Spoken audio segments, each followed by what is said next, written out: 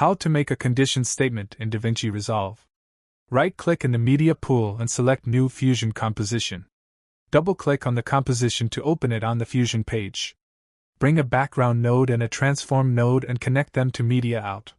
Select the background and choose a gradient for it.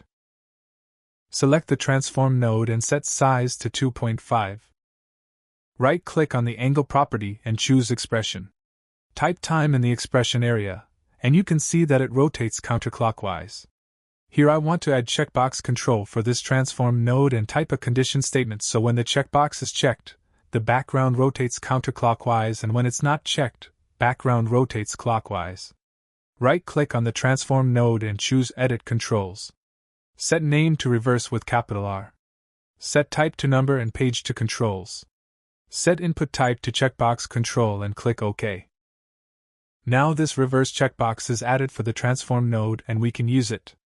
In the expression area type if reverse equals 0, time, negative time. This means that if the reverse checkbox is not checked, return time value, else return negative time value.